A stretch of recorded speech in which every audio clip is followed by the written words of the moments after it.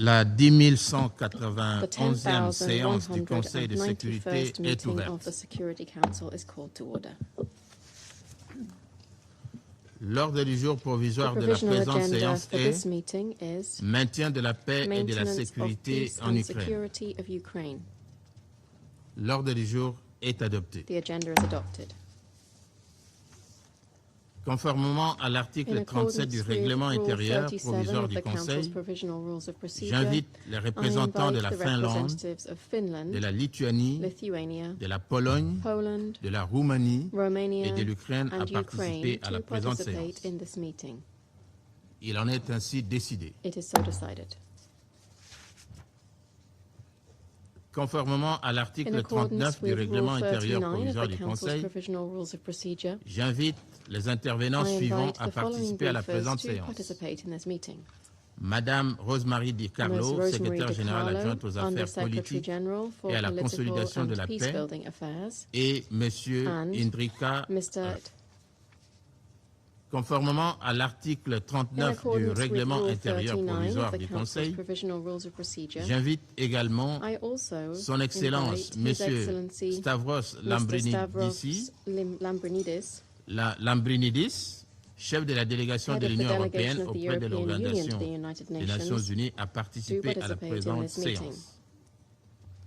Il en est ainsi décidé. Le Conseil de sécurité va maintenant aborder l'examen du point 2 de l'ordre du jour. Je donne maintenant la parole à Madame Rosemary Di Carlo. Thank you, Mr. President. In the past week alone, 3 massive waves of Russian aerial strikes targeted Kiev and other Ukrainian cities, further raising the alarming civilian death toll and widening the destruction. Overnight, on 8 July, missile and drone attacks were reported in Kiev, Kharkiv, Odessa, causing civilian casualties. This followed a massive overnight aerial attack on Kiev on 6 July. Kiev and the Kiev region were reportedly attacked with dozens of missiles, including ballistic, cruise, and hypersonic missiles, and hundreds of drones. At least 28 people, including a 12-year-old boy, were reportedly killed. At least 90 people, including at least 7 children, were reported injured. This brutal attack came only days after one of the deadliest assaults on Kiev since the start of the war. On the night of 2 July, the Russian Federation launched over 70 missiles and nearly 500 drones at the city, reportedly killing at least 31 people and injuring more than 100, including children. Over 50,000 people, among which were thousands of children, sought refuge in underground metro stations. More damage to residential and other civilian infrastructure was reported in all districts of the capital. The same night, civilian casualties and damage to civilian infrastructure were also reported in Mykolaiv, Zaporizhia, and Chernihiv regions of Ukraine. In Dnipropetrovsk region, a child was reportedly killed. In Kherson, a Russian strike on a medical facility reportedly killed a doctor and injured a nurse. These attacks show a clear pattern. They targeted urban centers with large civilian populations and destroyed or severely damaged residential buildings, with devastating consequences for the people living there. We condemn these attacks in the strongest terms. My colleague from the Office for the Coordination of Humanitarian Affairs, Enrique Ratwate, will provide further details of the worsening humanitarian impact of the attacks. Mr. President, the escalation of the war continues to harm civilians living in territories of Ukraine under temporary occupation of the Russian Federation. On 3 July, at least 5 civilians were reportedly killed and 21 injured in a drone attack on a central market in the occupied city of Tokmak in the Zaporizhia region of Ukraine. In the Russian-occupied Autonomous Republic of Korea, an alleged Ukrainian strike on 6 July reportedly killed one person and led to widespread power cuts across the peninsula. Russian occupying authorities have declared a state of emergency in Ukraine's Autonomous Republic of Crimea and the city of Sevastopol due to fuel and water shortages. Inside the Russian Federation, Ukraine has continued drone attacks on oil, industrial, and military infrastructure. Some of these attacks have reportedly resulted in civilian casualties and damage to civilian, including residential, infrastructure. In one such incident on 2 July, local Russian officials reported that one person had been killed as a result of an alleged Ukrainian drone attack in the Belgorod region. Water and power supplies in the city of Belgorod were reportedly disrupted. The same day, in the nearby Bryansk region, local authorities reported one person killed from an alleged Ukrainian strike. As we repeatedly and consistently stressed in our briefings to the Council, any attacks against civilians and civilian infrastructure, wherever they occur, are a clear violation of international humanitarian law and must stop immediately. Mr. President, the Office of the High Commissioner for Human Rights reported that civilian casualties in Ukraine, killed and injured, were higher in May than in any other month since the beginning of the conflict. Preliminary figures for June indicate an even higher toll, with at least 265 people killed and 1,816 injured. This concerning trend is seemingly continuing into July. In total, since the start of the Russian Federation's full-scale invasion of Ukraine in February 2022, OHCHR has verified that at least 16,402 civilians, including 802 children, have been killed in Ukraine. 48,428 civilians, including 2,948 children, have been injured. These figures account only for verified casualties. Actual figures are likely significantly higher. Russian authorities have reported that 250 civilians were killed and 1,596 injured in the Russian Federation in the first 6 months of 2026. The United Nations is not in a position to verify these reports. Mr. President, civilians in territories of Ukraine under the temporary occupation of the Russian Federation continue to be subjected to alleged widespread and systematic human rights violations by the occupying authorities. According to the Secretary General's recent report on the situation of human rights in the temporarily occupied territories of Ukraine, including the Autonomous Republic of Crimea and the city of Sevastopol, Russian authorities continue to violate international humanitarian and human rights law. The report refers to severe restrictions of freedom of expression and opinion, with occupying authorities imposing administrative fines or prison sentences on residents for criticizing them or expressing pro-Ukrainian opinions or using pro-Ukrainian symbols. We continue to urge the Russian Federation to cease practices that violate its international human rights obligations and to ensure unfettered access to OHCHR and other international human rights monitoring mechanisms. Mr. President, for over 4 years, the war in Ukraine has shattered millions of lives, displaced and separated countless families, and devastated thousands of homes and communities.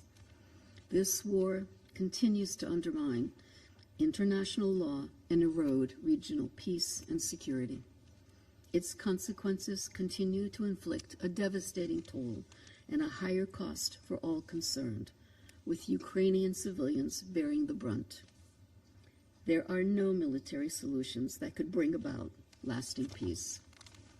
Only inclusive, meaningful dialogue and negotiations can reverse the current dangerous trajectory. We therefore urge all concerned member states to make full use of all diplomatic tools and channels to achieve urgent de-escalation. An immediate, full, and unconditional ceasefire cannot be delayed any further. That ceasefire must lead to a just, lasting, and comprehensive peace in line with the UN Charter, international law, and relevant UN resolutions. And the United Nations supports all efforts to this end. Thank you, Mr. President. Je remercie Madame Di Carlo pour son exposé. Je donne à présent la parole à Monsieur Indrika Ratwatte. Mr. President, Excellencies, building on the political and security developments outlined by Under-Secretary General Di Carlo, allow me to focus on the impact of the latest hostilities on civilians in this armed conflict. The past week has brought another surge of civilian casualties and suffering, as outlined by USG Di Carlo. And since last Friday, attacks across Ukraine have killed and injured hundreds of civilians. Families with children have been killed in their homes, civilians injured on their way to work, and cut off from essential services. The scale and intensity of hostilities in major urban centers in Ukraine, Dnipro, Kiev, Kharkiv, Kherson, Sumy, and Zaporizhzhia, are exacting a deeply alarming human toll. Recent strikes in Kiev are a stark reminder that this war continues to reach ever deeper into civilian life, damaging homes, schools, and public services. For thousands of civilians, this harm is life-changing and long-lasting. Beyond the major cities, frontline communities live under the constant threat posed by hostilities, as do civilians living in areas occupied by the Russian Federation. Each day brings new civilian deaths and injuries, further displacement and renewed disruption of electricity, water, sewage, and services essential for survival. Mr. President, in the Russian Federation, we also remain concerned by reports of civilian harm and damage to infrastructure.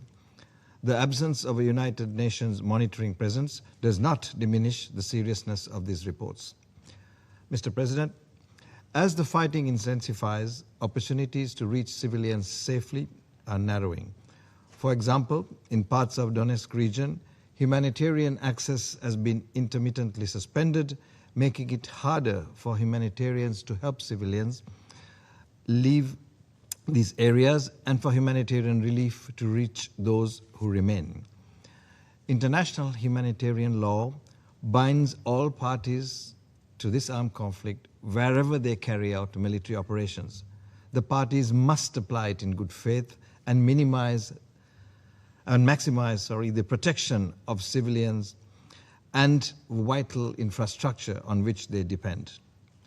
Mr. President, humanitarian partners continue to respond rapidly with emergency shelter, cash assistance, protection services, psychological support wherever they can.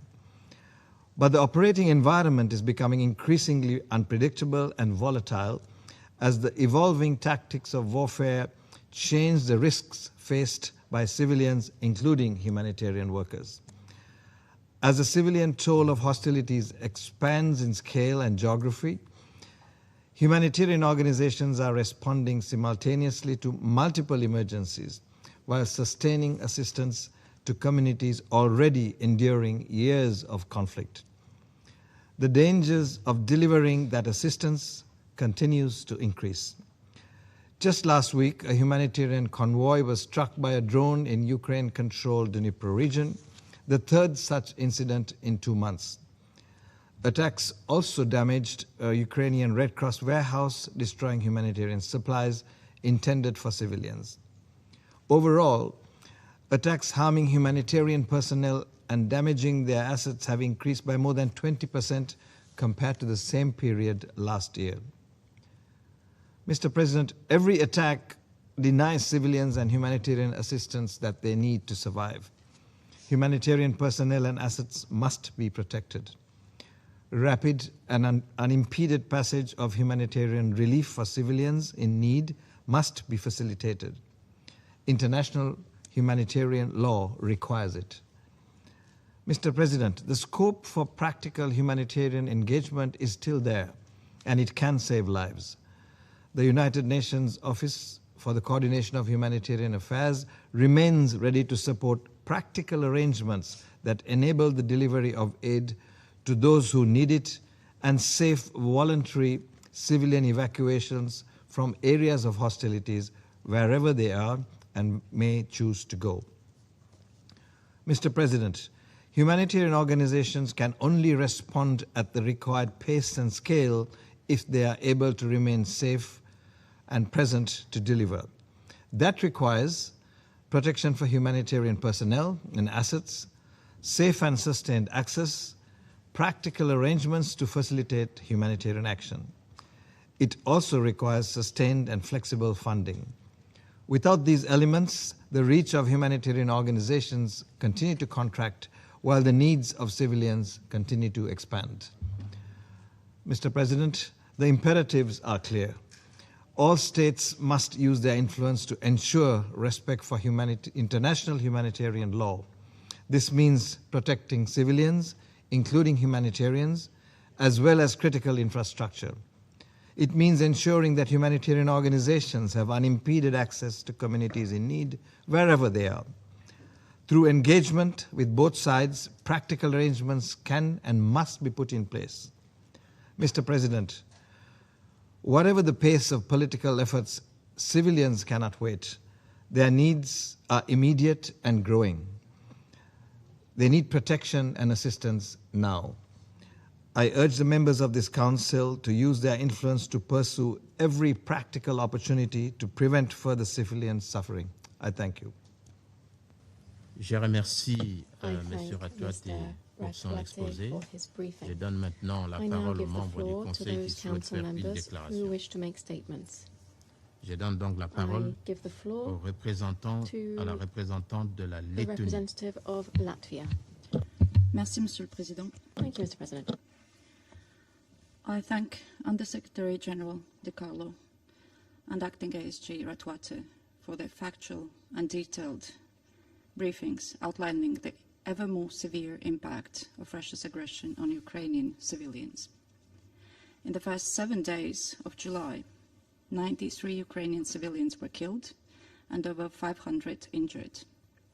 Russia is using its most destructive weapons, not only on the front line, but also in densely populated civilian areas. And Latvia strongly condemns these deliberate attacks against the Ukrainian civilian population. These are acts of desperation, emblematic of a failing war that is going nowhere. In recent months, Ukraine has conducted an effective campaign striking Russia's military installations, warehouses, military logistics hubs, and energy infrastructure supplying Russia's war economy.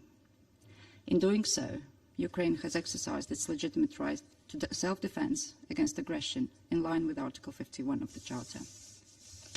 By contrast, Russia has bombed apartment buildings, residential suburbs, and cultural objects, including a major printing warehouse, destroying over 800,000 books. And Ukraine urgently needs additional air defense to protect its civilians from this brutality. The Euro-Atlantic community continues to stand strong and united in its support to Ukraine's right of self-defense.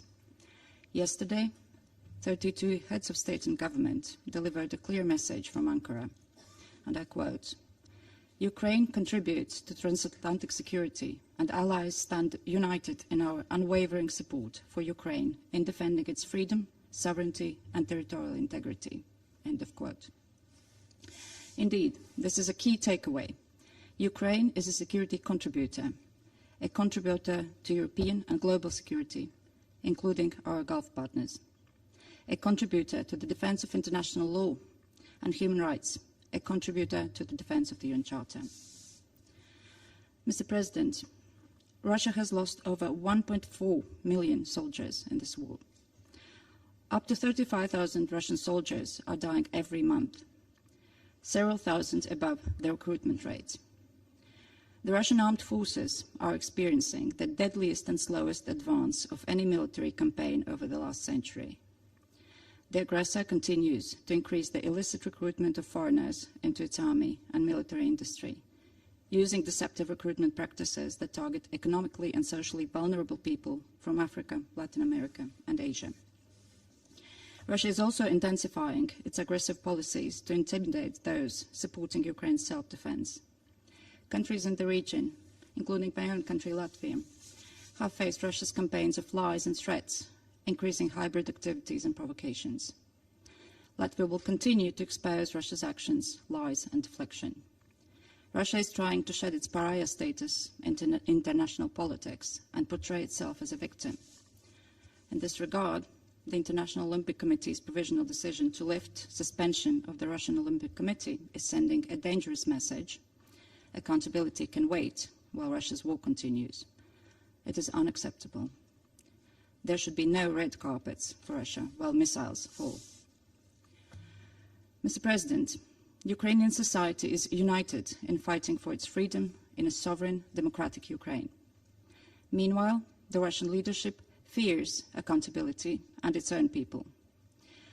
On 24th of June, Russia imprisoned a political party leader for 7 years for sharing UN-verified data on social media regarding Russia's atrocities in Bucha. Russia arbitrarily delivers over a decade-long prison sentences to individuals who have donated as little as $50 to charities providing humanitarian support to Ukraine.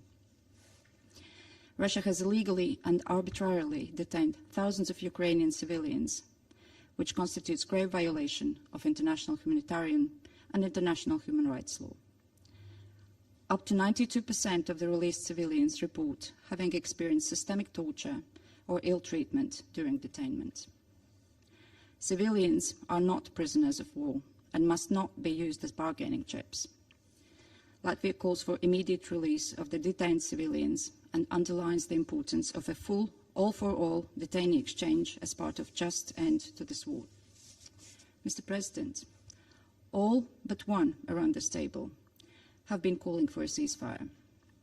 We call on every country to put maximum pressure on Russia's leadership, the only obstacle to an immediate, full and unconditional ceasefire and meaningful negotiations. The measure of strength is not the ability to destroy cities, but the willingness to choose peace. I thank you. Je remercie la représentante de la Lettonie pour sa déclaration et donne à présent la parole à la représentante du Danemark. Thank you, Mr. President. And let me also thank Under-Secretary General Di Carlo and Acting Assistant Secretary General Ratuate for the informative briefings.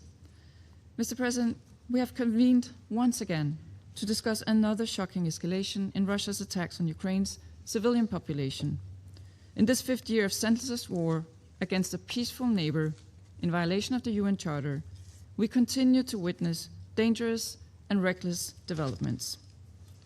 As our briefers have stated, on the nights of 1st and 5th of July, Russia fired hundreds of long-range drones, cruise missiles, and ballistic missiles on Kiev and other Ukrainian cities. These massive combined air attacks struck residential buildings, private houses, warehouses, commercial facilities, educational institutions, infrastructure sites, and medical facilities. They killed at least 63 civilians and injured more than 200 others. An extraordinary escalation in Russia's attacks on civilians protected by international humanitarian law. Denmark firmly condemns these attacks and expresses its condolences to these latest victims, their families, and to all the victims of this war. On the second of these deadly summer nights in Kiev, the main Red Cross warehouse was also struck, completely destroying a vital store of emergency response equipment and a central humanitarian distribution point. The Danish Red Cross has verified that 320,000 units of relief items and equipment were lost. This includes medical equipment such as stretchers and wheelchairs, emergency response items such as blankets and plastic sheeting for emergency window covering, and generators to provide essential services after attacks on civilian energy infrastructure. All in all equipment and items of purely civilian use. The rules are clear. Humanitarian workers and aid facilities are protected under international humanitarian law. Denmark deplores this cynical strike on the Red Cross, which will only increase the suffering endured by Ukrainian civilians who turn to the Red Cross for life-saving assistance. Mr. President, Russia has repeatedly told us in this chamber that it only makes high-precision strikes against military targets. Yet we have all seen the distressing pictures of bodies recovered from the rubble, of high-rise homes flattened, and of places of warships in flames. Given the scale and attacks of attacks and destruction, the only reasonable conclusion is that these civilian objects are indeed being deliberately targeted, or that they are victims of massive, indiscriminate attacks. Either scenario is unacceptable and would constitute a clear violation of international humanitarian law. Denmark repeats its call for the full compliance with international law, including international humanitarian law and the UN Charter, without exception. And it demands full accountability and justice for all the crimes committed in Russia's war of aggression in Ukraine. Mr. President, in closing, Denmark remains convinced that the only way to alleviate the horrendous scale of civilian suffering in Ukraine is through an immediate and comprehensive ceasefire. We renew our call that such a ceasefire must then lead to good faith negotiations to secure a just and lasting peace in line with the UN Charter. It is high time that Russia also accepts the need for a ceasefire and serious peace talks. Denmark will continue to stand by Ukraine as it exercises its inherent right to self-defense. I thank you.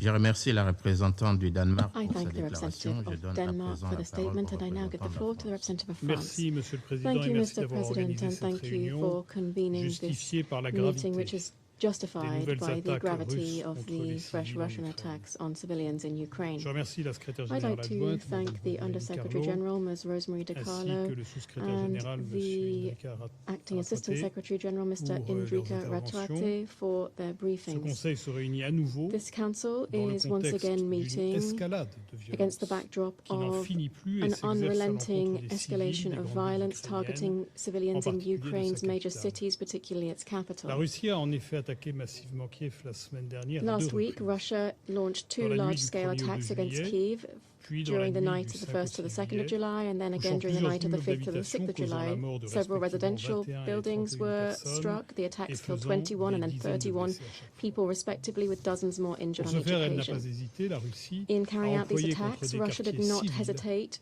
to missiles hypersoniques, use hypersonic missiles certains against civilian initialement neighborhoods, conçus pour including frapper des some navires de missiles that guerre. were originally designed to strike La France warships. condamne fermement France ces strongly attaques condemns inacceptables these qui unacceptable constituent à attacks, l'évidence de la part de which la Russie une are nouvelle clearly violation yet flagrante another du droit flagrant violation by international Russia humanitaire of et de international ses principes humanitarian law fondamentaux and its fundamental de principles distinction, of de distinction, précaution et precaution, de and proportionnalité. proportionality.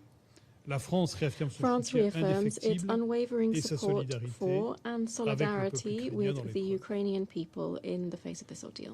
Monsieur le Président, Mr. lors President, du sommet d'Évian le 7 juin, les dirigeants At du the G7 G7 summit in se sont Evian, rassemblés the G7 en leaders affirmant la came nécessité together de to reaffirm the need le soutien à to l'Ukraine. pursue support for Ukraine. À Ankara, In hier, Ankara les dirigeants de yesterday, l'OTAN NATO ont confirmé leur leaders appui indéfectible reaffirmed their à l'Ukraine unwavering support for qui défend sa Ukraine, liberté, which is defending sa its souveraineté freedom, its et son sovereignty, intégrité and its territoriale. territorial integrity. Le 13 juillet, On the les chefs 13th d'État of et de July, the gouvernement heads de la of state coalition and des government volontaires of se the réuniront coalition à of the Paris willing will meet in pour Paris consolider ces to build engagements on et these réaffirmer notre commitments and solidarité to active reaffirm avec our l'Ukraine active et solidarity travailler with à la mise en Ukraine place de and to garanties de work to sécurité. implement robust security Monsieur le guarantees. Président, la Russie Mr. intensifie President, ses frappes Russia passives contre les villes is d'Ukraine stepping up its alors massive qu'elle est dans strikes against l'impasse sur le Ukraine front. while its progress on Du the fait de la front résistance line has efficace et stalled courageuse de due l'armée to the ukrainienne effective and qui brave a resistance of the accompli des Ukrainian progrès armed forces, remarquables which has ces made derniers mois. remarkable progress over the last few En months. s'acharnant dans la voie militaire By alors que persisting l'Ukraine a down the déjà military proposé un path, cessez-le-feu while complet à Ukraine plusieurs has reprises, already repeatedly la proposed a Russie refuse de comprehensive s'engager dans les ceasefire multiples several offres qui times, lui ont été Russia faites continues to ces reject the derniers many mois offers pour that have des been made in négociations recent months to visant à engage in mettre fin negotiations genuinely aimed at bringing this Elle war to an méconnaît end. également l'appel du secrétaire général Russia des also Nations Unies, shows disregard for the soutenu Secretary par une General's grande call, majorité des supported États by a membres de large majority l'organisation pour of un UN member cessez-le-feu states for immédiat, an immediate, complet et sans comprehensive condition. and unconditional Au sein de ce ceasefire. Conseil, Within this La Russie est le council, seul État Russia membre remains the à ne pas only avoir member appelé state that à un has arrêt not des combats. called for an end to the Avec fighting. l'Ukraine et nos partenaires européens, With Ukraine and our nous appelons European une nouvelle fois partners, la we once Russie à again accepter call un on cessez-le-feu Russia to complet, accept a ouvrant la comprehensive voie des ceasefire, négociations opening the directes way to avec direct l'Ukraine, negotiations avec la with participation Ukraine, des with the États-Unis participation of the et des United States Européens and pour European parvenir à une paix partners juste with et a durable. view to achieving a just and Après les lasting peace. opportunités gâchées de ces After derniers the mois, missed opportunities of Moscou doit recent mettre un months, terme à son Moscow must escalade put an end to its irresponsible et s'engager de escalation bonne and foi vers la engage paix. in good Je faith vous on the remercie. path to peace. Thank you. Je remercie le I thank représentant de la the France representative pour of sa France for the déclaration. statement. Je donne maintenant la I now parole give à the la floor to the représentante de representative la of Grèce. Greece. Thank you, Mr. President. I would like to begin by thanking you for convening this meeting, and Under Secretary General Di Carlo, as well as Acting Assistant Secretary General Ratuate, for their remarks. I also welcome the participation of Ukraine to this meeting. Mr. President, during the last few months, the world stands witness of new war crimes committed against Ukraine and its people in the context of Russia's illegal war of aggression. The frequency and scope of the sustained use of powerful explosive weapons, long-range missiles and drones in populated areas of Ukraine is mounting, with devastating consequences.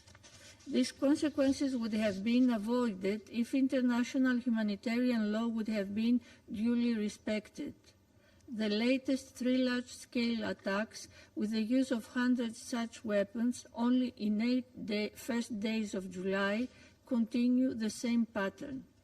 More than 50 civilians were killed and more than 100 were injured, mainly in Kiev, but also in Kharkiv, Sumy, Dnipro, Zaporizhia, and Cherkasy. Residential buildings were targeted, adjacent to schools and playgrounds and far removed from military infrastructure. Children were once more among the victims. Of particularly shocking nature was the strike against an ambulance substation, injuring ambulance personnel, paramedics and drivers, as well as the strike against a Red Cross warehouse in Kiev, destroying millions worth of relief supplies. Ukrainian preparedness prevented even graver civilian harm, yet total casualties in July averaged 170 per day. Comprehensive UN data for the period beginning last December until end of May of this year show a staggering 40% increase of civilian casualties comparing to the same period last year and a horrifying 93% increase compared to the same period 2 years ago. Mr. President, war is a tragedy in and of itself. Attacks on civilians transform this inherent tragedy into humanitarian crisis by systematically violating fundamental principles of international law, including distinction, proportionality, and precaution. One has to wonder, what military advantage is to be gained by such escalation against civilians? Once more, Greece strongly condemns any deliberate attacks against civilians and civilian objects, wherever they may occur. We call for strict adherence to these humanitarian principles and join the Secretary General's appeal for urgent de-escalation. On the human rights front, the latest report of the OEHCHR also documents systematic violations against Ukrainian prisoners of war and residents of the temporarily occupied territories of Ukraine. These violations include executions, torture and ill treatment, arbitrary detention, forced conscription of protected persons, and forced military patriotic classes. In that regard, we call on Russia to cease these violations, allow access to the UN Human Rights Office for independent reporting, and hold those responsible into account. Mr. President, it has become abundantly clear that this protracted war must end immediately. Greece, along with the vast majority of this Council, has repeatedly called for a ceasefire. The essence of this appeal is one of the same: silencing the guns and escaping the vicious cycle of violence will allow for the resumption of dialogue and diplomacy. Therefore, I reiterate today Greece's firm conviction that an immediate and comprehensive ceasefire is needed now more than ever, as an important first step towards a negotiated, just, and lasting peace settlement based on international law, the UN Charter, and the principles of sovereignty, independence, and territorial integrity of all states. A settlement that will preclude the change of borders through the use of force and guarantee Ukraine's security and ability to defend itself in the future. I thank you. Je remercie la représentante de la Grèce pour sa déclaration. Je donne à présent la parole au représentant du Libéria. Thank you. Thank you, Mr. President. I thank the Undersecretary General and the Acting Assistant Secretary General for their briefings. Together, they lay out a sobering picture of a conflict that is rapidly outgrowing both its geographic boundaries and our collective capacity to contain it. To the families of the more than 50 civilians killed in Kiev in the overnight attacks of 1 to 2 July and 5 to 6 July, people who went to sleep in apartment buildings and did not wake up, we extend our deepest condolences. We mourn the 82 medical workers and 41 emergency responders killed this year while trying to save others, and the humanitarian D-miners of Norwegian People's Aid killed in Kherson while clearing the ground so that others might one day walk it safely.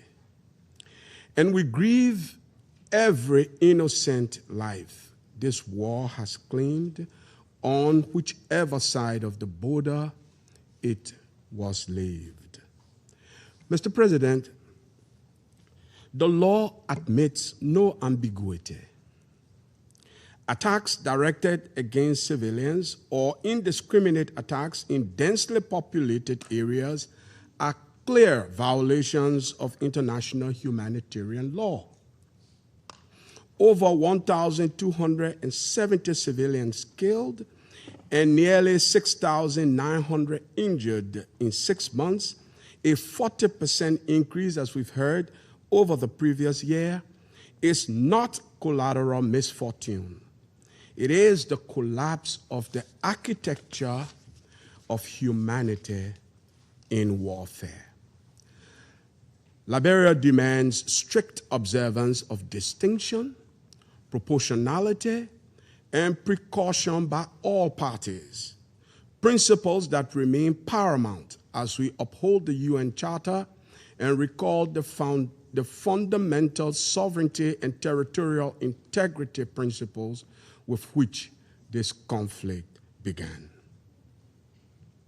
Mr. President, Liberia speaks today, as we continue to do, because we refuse to treat this escalating loss of civilian lives as a routine item on our agenda. The international discourse surrounding this conflict has fallen into a tyranny of the tactical, meticulously cataloging every missile, counting every drone, debating every casualty report, while remaining blind to the strategic abyss toward which all parties are speedily rushing. Missiles now fly for 12 hours over Kiev. Drones now fly 2,700 kilometers into Siberia. Violations now touch the airspace of neighboring states. This is no longer a localized crisis. It is a fast-moving contagion. We are trapped, Mr. President, in a tragic paradox in which each battlefield escalation is increasingly treated as the path to diplomatic leverage. A deadly illusion, I must say, that risks deepening the war while moving peace further out of reach. One cannot buy diplomatic leverage with the currency of mutual ruin. By the time one side blinks, there will be nothing left to diplomatically negotiate. An ancient code dictates an eye for an eye, but pursued to its conclusion on a modern battlefield, that primitive calculus leaves nations blind, broken, and chewing on the ash of their own destruction. Mr. President, so Liberia poses a simple, profound exercise of foresight to all who hold the power of escalation. Look back from the end game. Look back from the day the final weapon falls silent. Infrastructure pulverized. A generation depleted. Societies fractured. Neighbors become enemies. And ask the only question history will unkindly remember. Was it worth it? If that final destination cannot justify the present ruin, then the conclusion must be inescapable. This trajectory must change, and it must change now.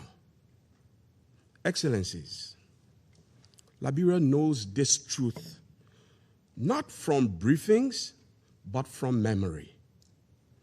We chose peace once, late, and at terrible cost. We learned painfully, therefore, that peace made early is a good choice. Peace made late is bad and leaves all in ruins. Too costly, if not impossible, to rebuild. Mr. President, diagnosis without remedy is not statecraft. Therefore, Liberia proposes 3 concrete actionable steps. First, we call for an immediate, verifiable moratorium on strikes against civilian energy, water, and residential infrastructure, serving as a critical confidence-building measure toward the full, immediate, and unconditional ceasefire called for by the Secretary General. Second, we propose strengthening existing humanitarian deconfliction and notification networks through OCHA, ensuring that the verified coordinates of medical and aid personnel are rigorously respected as off limits, with any systemic failures reported directly to this council. Third, we urge renewed and structured support for the Secretary General's good offices under Chapter 6 of the Charter, drawing upon a broader global coalition of member states, including the nations of Africa, Asia, and Latin America, whose people pay for this war daily in the inflation of food, fuel, and fertilizer, and who therefore hold a legitimate sovereign stake in its resolution. Mr. President, sovereignty and territorial integrity are foundational, non-negotiable pillars of the Charter, and Liberia stands firmly by them.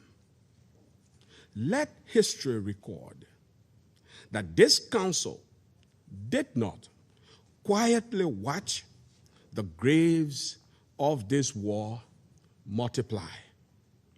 To those who hold the power to stop this war, we say, step back from the precipice. Choose the agonizing, necessary courage of diplomacy.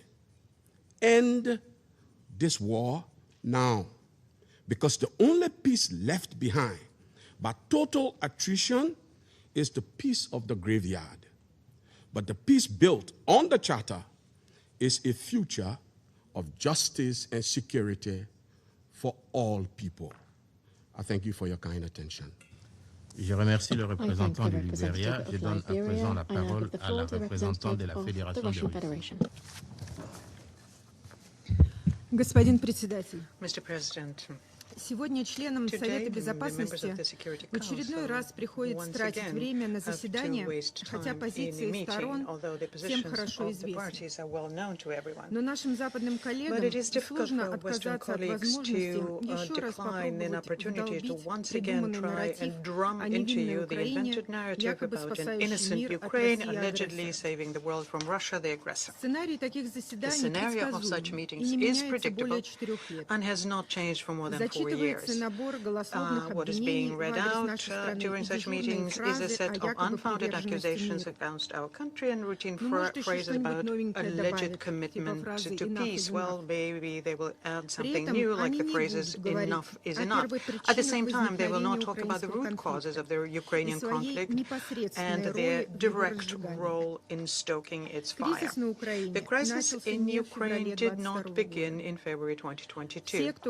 Anyone who says otherwise is either poorly versed in the topic or is simply lying in an attempt to avoid responsibility for the tragic events that they themselves provoked. For many years, Western money in Ukraine was being used to cultivate anti-Russian sentiments. Then, in 2014, an anti-constitutional coup d'etat was staged.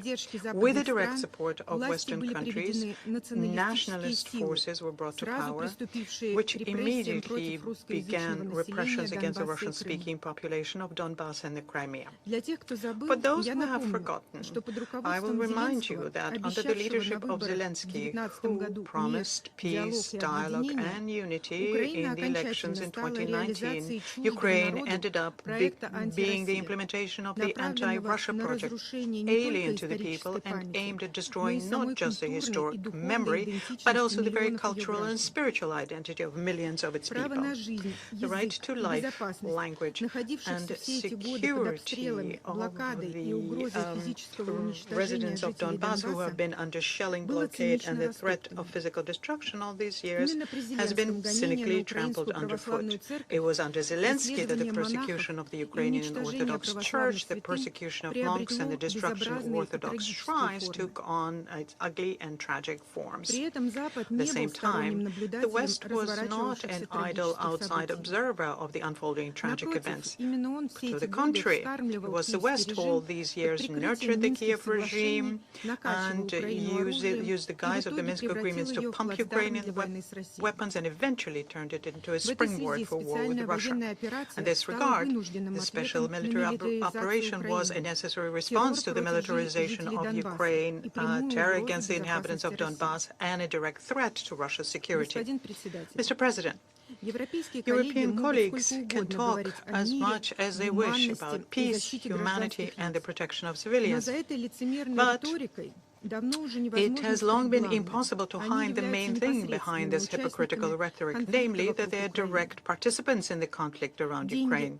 Money, weapons, ammunition, intelligence, targeting, military training and logistics, and, very importantly, torpedoing any outlines of peace negotiations have long turned into elements of a single strategy aimed at inflicting maximum damage on Russia using the hands of Ukrainians. They are not stopped by the blood of civilians or the death of women, the elderly, and children. And do you know why? Because they do not care how many people die, both in Russia and in Ukraine. All of this verbal humanism is not worth a penny. They will continue to arm Kiev, knowing full well that this will inevitably lead to new tragedies, casualties, and destruction. At the same time, it is not those who make decisions in the comfortable offices of Brussels, Berlin, Paris, and London who pay for this outrageous policy, but rather the ordinary Europeans whose incomes and security become a bargaining chip for other people's geopolitical games. And instead of supporting their own citizens, providing humanitarian assistance to those most in need of it, or fulfilling their development assistance commitments, which would be much more in keeping with the moral character they paint for themselves here. Instead of that, Western countries continue to funnel billions to support the corrupt regime in Kiev. More than that, for the military-industrial complex of these countries, Ukraine has become a real goldmine. The thesis that Russia is being defeated, but maybe a little bit more, and it will attack NATO countries, this is the kind of thesis that runs counter elementary logic. However, it continues to be drummed into the heads of European citizens and members of the international community, because all of this militarization must be justified somehow. And this has become a mockery of the mental abilities of those who, in principle, is capable of putting two and two together. But the Europeans' eyes are sparkling. Could we try to defeat Russia again, unleash an even bigger war, and maybe this time it will work out? And this is confirmed by the announcement following the NATO summit in Ankara on July 8th of the allocation of 70 billion euros for military assistance to Ukraine, with keeping the same level of support next year. At the same time, it is being emphasized that the confrontation between the alliance and Russia is existential in nature. What this existential nature consists of, however, is not being explained. Mr. President, multi-billion-dollar injections into the corrupt Kiev regime and a sense of complete immunity led to the final loss of any shame by Zelensky. The blowing up of the Nord Stream, attempts on the lives of inconvenient persons on the territory of EU countries is one part of the story, which it is already difficult to sweep under the carpet. But something else is even more terrible. Purely terrorist strikes are being carried out against the civilian populations, residential areas, public and private transport, social institutions, as well as vital facilities and fuel and energy complexes. Over the past 3 months, over 55,000 different kinds of ammunition and drones have been produced. From June 29th to July 5th, 308 peaceful Russians suffered from the terror of the armed forces of Ukraine. 270 people were injured, including 8 children. 38 people died, including 1 child. Amongst the most serious crimes of the armed forces of Ukraine over the past week alone were the attack on the city market in Tokmak, where 5 civilians were killed, attack on a bus in Lysychansk, the death of a 6-month-old girl in a drone strike on a residential building in Yegorevsk in Moscow region. On July 2nd, in the Bryansk region, a Ukrainian drone attacked a tourist bus following the route from Minsk to Gomel to Anapa. 3 people were injured. This is the second attack on citizens of Belarus in 2 weeks. On June 29th, the Security Council already met at the request of our Belarusian colleagues in connection with the strike by the armed forces of Ukraine on a bus with children. There is no doubt about Bankovo's conscious desire to expand the geography of the conflict, to provoke Minsk to take tough retaliatory measures and to draw Belarus into further escalation. The armed forces of Ukraine continue attacks on Russian peaceful nuclear facilities. On July 5th, a Ukrainian aircraft-type UAV hit the cooling tower of the Kursk NPP-2 power unit under construction. As a result, a hole with a diameter of 2 meters was formed. Attacks on the satellite city of the Zaporozhye station, Energodar, do not stop. From June 29th to July 6th, the south checkpoint, the building of the Ministry of Emergency Situations, residential buildings and trucks were attacked. 2 people were injured. And this is not military valor. This is a dangerous adventure with potentially catastrophic consequences for the entire region. The Zelensky regime continues to play with fire, completely giving no thought whatsoever to the far-reaching consequences of its criminal actions. And he's constantly being indulged in this. Under these circumstances, what is regrettable is the selective approach and double standards of the UN Secretariat. Over the past week, the UN Secretary-General has twice condemned Russia's strikes, allegedly on civilian targets in Ukraine. We categorically reject the unfounded accusations. At the same time, numerous attacks by the armed forces of Ukraine on civilian infrastructure and terrorist attacks against civilians on the territory of Russia have not received and do not receive direct condemnation from UN officials. We are also surprised by a detailed statement by Mr. Karlov about human rights violations in the Crimea. Those who are dissenting in Ukraine are either killed or jailed or have left the country.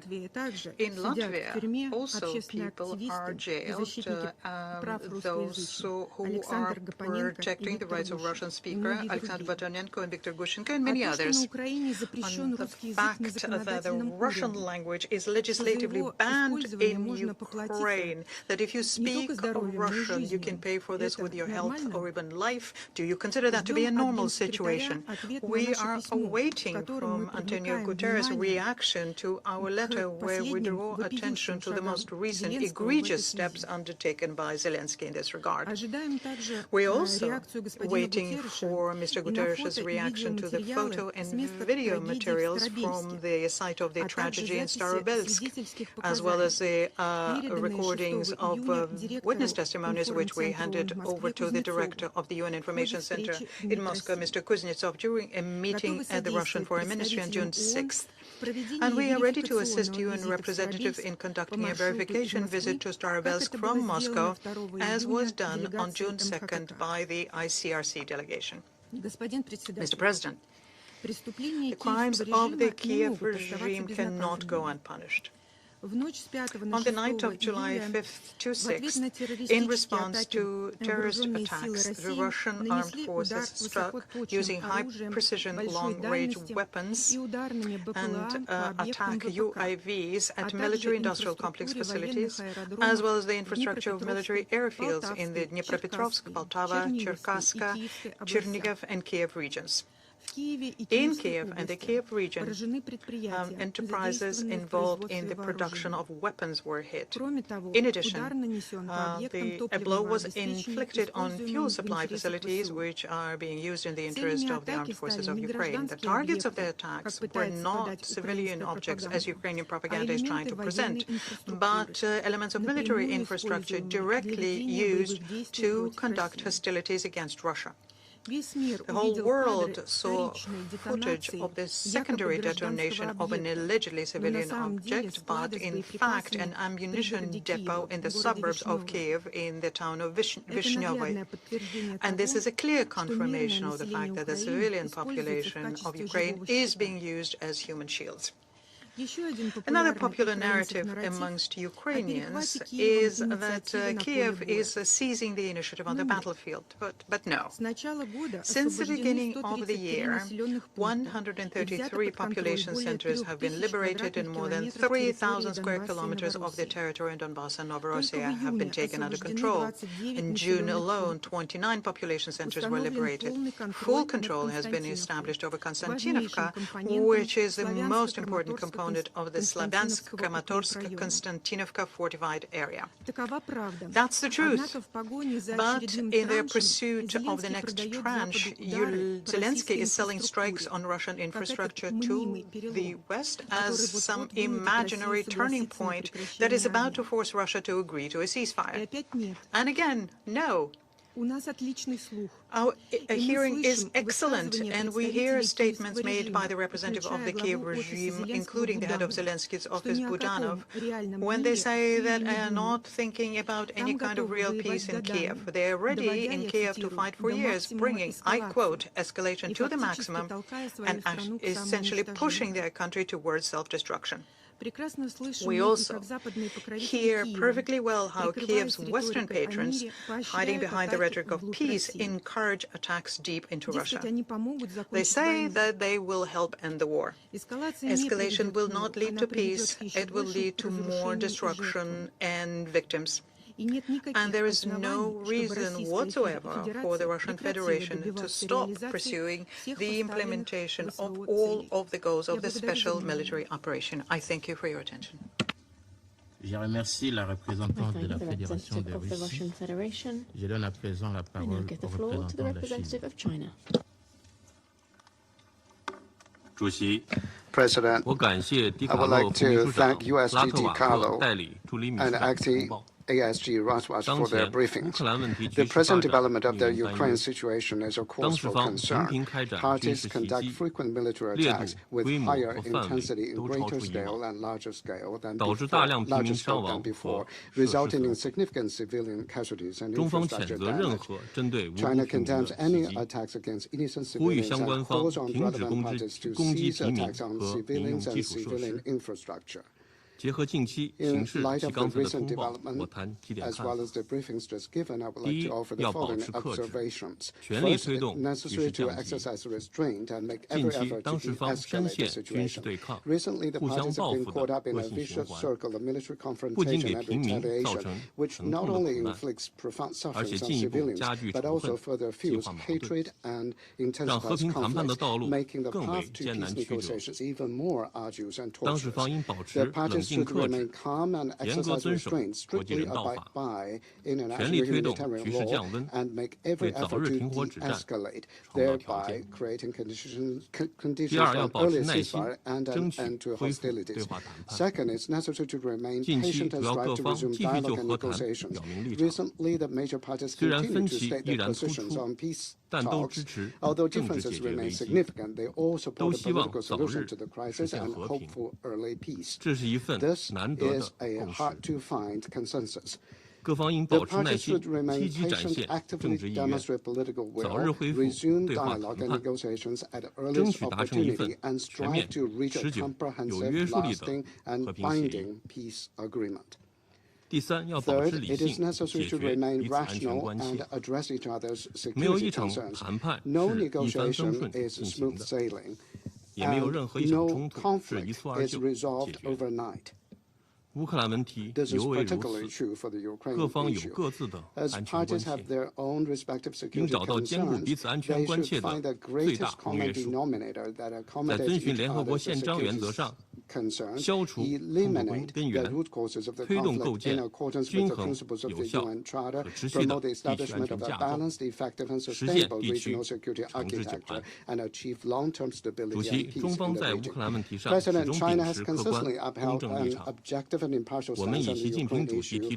Guided by the four shoes proposed by President Xi Jinping, we are committed to a political solution of the crisis, actively maintaining communication and engagement with all parties, and persisting in our efforts to promote peace talks in our own way.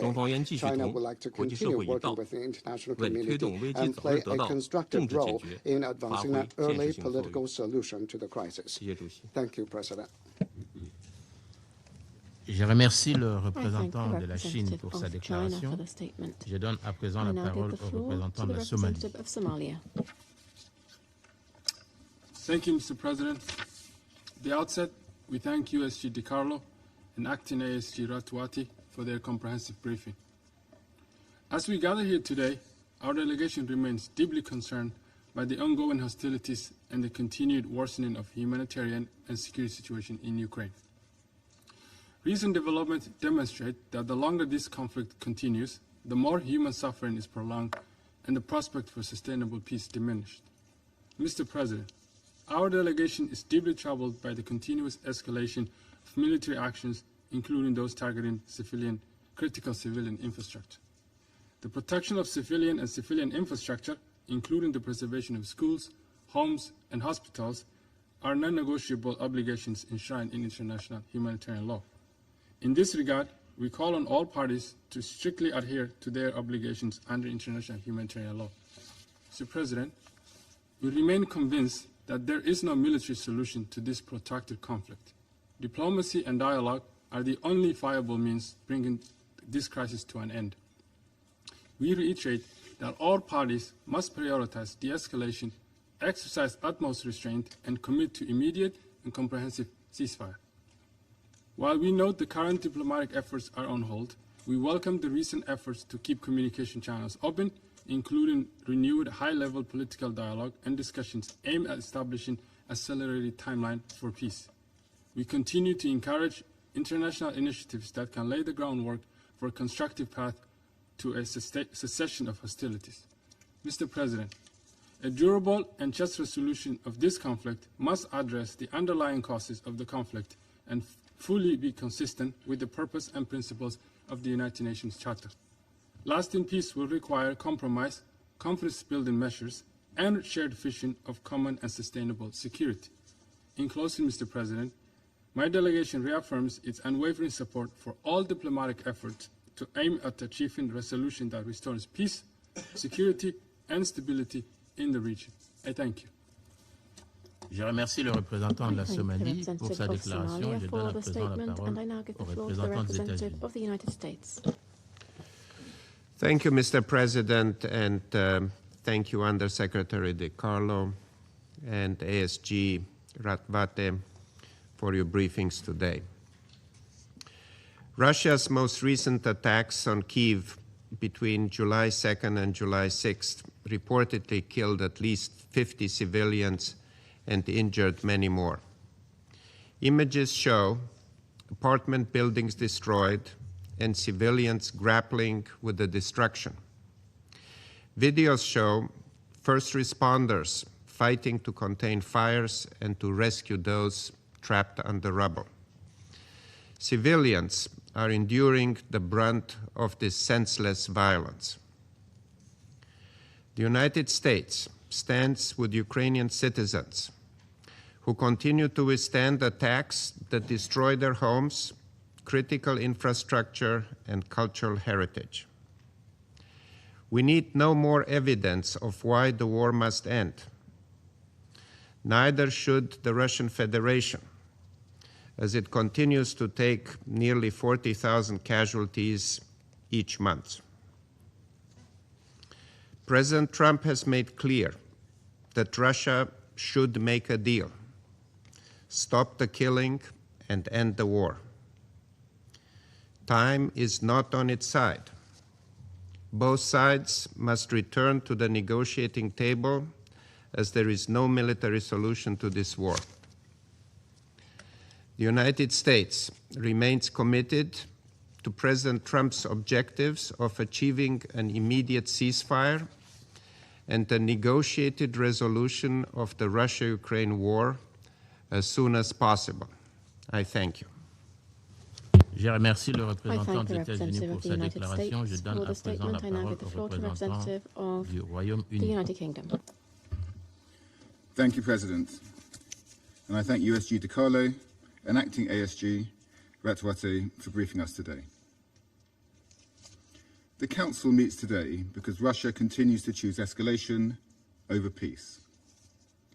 Since we last met, Russia has launched not one, but two massive attacks on Ukraine, with devastating consequences for civilians. This past weekend, Russia launched 351 drones and 68 missiles against Ukraine, primarily targeting Kiev. At least 26 civilians were killed, more than 120 injured.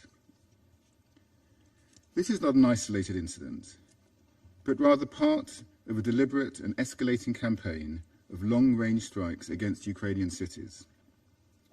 Russia has now launched 5 mass strikes involving 70+ missiles since 23 May. Before that, we'd only seen a single such strike in the previous year. These are not just numbers. They represent apartment blocks shattered in the middle of the night, families forced into shelters, children woken by air raid sirens, and civilians killed and injured in their own homes. Behind every missile and drone is a conscious decision by Russia to bring its war deeper into Ukrainian cities, inflicting fear, trauma, and suffering on millions of people. But to what end? No one can mistake these as actions of a state seeking peace. They are the actions of a state prolonging war. War which has failed to achieve Putin's imperialistic ambitions and that fails to substantiate false narratives, as we again heard today, used to justify such devastation. Russia speaks half-heartedly of negotiations while intensifying its attacks.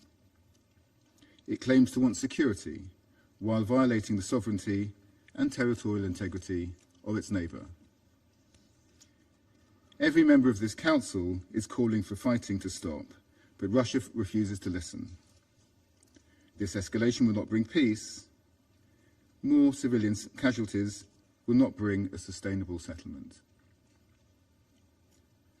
President, after 5 years in the Council, this will be my last meeting, and I thank colleagues for their partnership as I've rotated around this table 4 times in 60 months, wrestling with conflict and crisis from Africa and the Middle East to Asia and Latin America. For 4.5 of those years, our work here has taken place in the shadow of Russia's brazen, illegal war against Ukraine. In January 2022, I warned that any Russian invasion or act of aggression against Ukraine would be a gross breach of international law and Russia's commitments under the Charter. That conflict would result in terrible bloodshed and destabilize the entire international community. And it would lead to civilians caught in the crossfire, families grieving the loss of fallen soldiers on both sides. At the time, the Russian representative denied any plans to invade. He called Western warnings of a Russian attack hysterical and provocative. As tanks rolled into Ukraine on the 24th of February in the so-called military operation, a phrase again I heard used today, Putin said, "We are not going to impose anything on anyone." So here we are, 4.5 years later, Ukrainian sovereignty violated and territory occupied. Over 65,000 Ukrainian civilian casualties. 1.4 million Russian soldiers dead or injured. Nations across the world are calling for a ceasefire to end this senseless war. All members of this council have called for de-escalation, and yet Russia refuses. The way forward is clear. Russia must stop its attacks, agree to a ceasefire, and engage seriously in negotiations for a comprehensive, just and lasting peace, in line with the UN Charter. And as has been the case from day one, bringing an end to this senseless slaughter is entirely in Russia's hands. I thank you. Je remercie le représentant du Royaume-Uni pour sa déclaration. Je donne à présent la parole au représentant du Pakistan. Thank you, Mr. President. I thank USG DiCarlo and Acting ASG Ratwate for their briefings. We meet yet again to deliberate on this conflict which, regrettably, continues to rage. It is deplorable that the overwhelming calls for ending hostilities and pursuing the path of dialogue, both inside and outside of this chamber, remain unheeded. Instead, there is escalation with intensification in attacks by both parties. The sharp uptick in fighting and expansion of the battlefield is not only compounding the humanitarian plight in the affected areas, but is also pushing the parties apart, entrenching mistrust, and shrinking political space for dialogue, further diminishing the prospects for peace. President, we reiterate our call for protection of civilians and civilian infrastructure and of humanitarian personnel, and for the parties to abide by their international humanitarian law obligations without any exception. The increasingly dangerous and perilous path that this conflict has taken needs to be reversed. This can only be achieved by investing more in dialogue and diplomacy and not military means. Clearly, the primary responsibility for this rests with the parties. In this context, we again underscore the need for an immediate and complete cessation of hostilities and the resumption of meaningful dialogue in earnest. Mutually acceptable peaceful settlement, consistent with the purposes and principles of the UN Charter, and corresponding to the legitimate security interests of all sides and the relevant multilateral agreements, remains the only viable path to lasting peace. Pakistan will continue to support all efforts aimed at achieving a just, comprehensive, durable, and peaceful resolution of this conflict. I thank you. I thank the representative of Pakistan for the statement, and I now give the floor to the representative of Bahrain.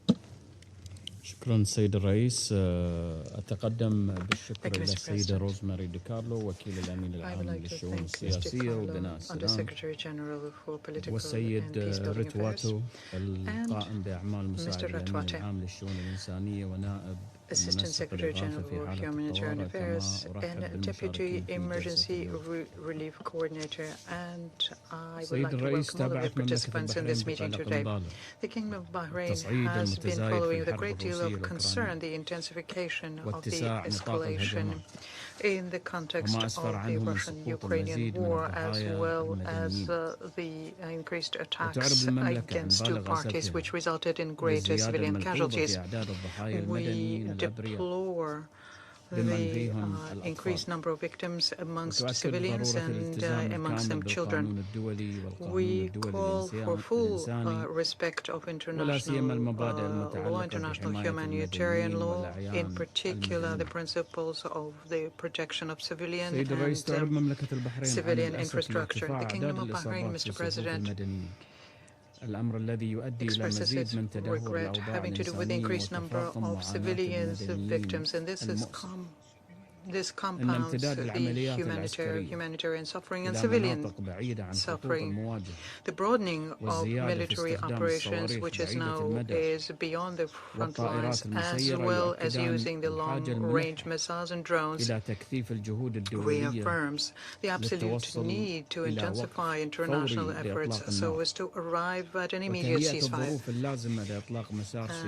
and bring together the conditions which are needed to launch a serious political process allowing for a peaceful and comprehensive and lasting settlement of the situation. In this regard, we call on all of the parties to immediately undertake measures for de-escalation and to preserve the civilians, in particular women and children, save them from bloodbath and violence, and to protect the civilians from the repercussions of this conflict.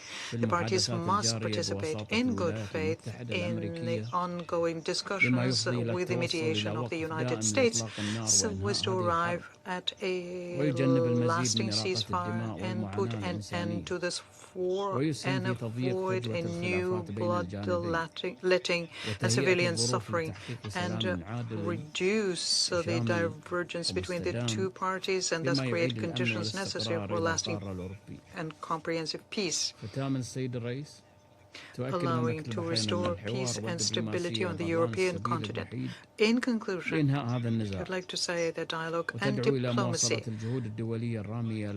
remain the proper way of resolving this conflict, and we call for continued international efforts so as to arrive at a political solution in line with the UN Charter and so as to preserve international stability. Thank you. I thank Bahrain for their statement. I now give the floor to the representative of Panama.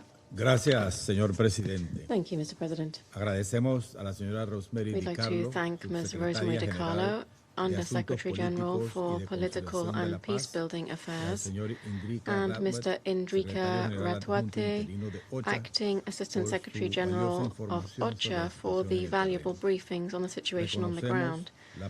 We acknowledge the participation of the representatives of the distinguished delegations joining us in the room. The Security Council is meeting once again today to address the war in Ukraine and its serious humanitarian consequences. This is the 32nd meeting on this conflict since Panama began its term as an elected member of the Council in 2025. Underscoring the fact that the situation remains deadlocked at the political level. Every day that passes without tangible progress towards a cessation of hostilities represents lives that could have been saved through genuine political will and effective dialogue. Far from being confined to the front lines, the war continues to affect residential areas, hospitals, schools, and other civilian infrastructure, where attacks with countless drones and missiles continue to claim lives and destroy basic services for the civilian population. This reality continues to gradually erode respect for international law and the principles enshrined in the Charter of the United Nations, and it continues to further diminish the prospects for a political solution, the only solution that will ultimately prevail, given that there can be no military solution to the conflict. For this reason, Panama once again reiterates its continued and permanent call for a ceasefire and for parties to fully comply with international law, including international humanitarian law. Mr. President, wars do not end when the sound of weapons falls silent or when one party stops fighting. They end when the political will and determination of all parties involved to build peace prevails. Peace demands difficult decisions, but postponing these only increases the loss of human life in the conflict. Consequently, Panama believes that this Council should be much more than a forum for discussion. It must become the forum where political will converges and where a genuine commitment to prioritizing peace over the continuation of the conflict prevails. Thank you. I thank the representative of Panama for the statement, and I now give the floor to the representative of Colombia. Thank you, Mr. President. Agradezco la convocatoria de esta sesión. I'm grateful for the convening of this meeting and for the briefings provided by the Undersecretary General, Ms. Rosemary DiCarlo, and by the Acting Assistant Secretary General for Humanitarian Affairs, Mr. Enrique Ratuate. I also extend my greetings to the delegations joining us in our meeting today. The recent developments of the situation in Ukraine confirm that any further escalation will only deepen human suffering and heighten the risks to regional peace and stability. The continued attacks against populated areas, the increasingly intensive use of long-range weapons, and incidents affecting other states reveal that the consequences of this war extend far beyond the battlefield. Preventing further escalation is, therefore, a responsibility owed both to regional security and to the protection of the civilian population. Against this backdrop, Colombia reaffirms the obligation to respect and ensure respect for international law, in particular international humanitarian law. The protection of the civilian population of infrastructure essential to their survival and of humanitarian personnel is and must remain a constant priority. My delegation also stresses the need to ensure rapid, sustained, safe, and unimpeded humanitarian access for those providing assistance to persons affected by the conflict.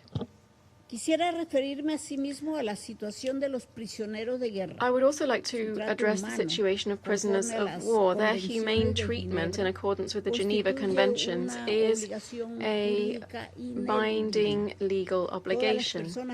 All persons deprived of their liberty in connection with the conflict must be protected from torture, cruel, inhuman, or degrading treatment, and any other violations of their rights. It is both necessary and urgent to facilitate access for the relevant humanitarian mechanisms to verify their detention conditions and to help safeguard their dignity.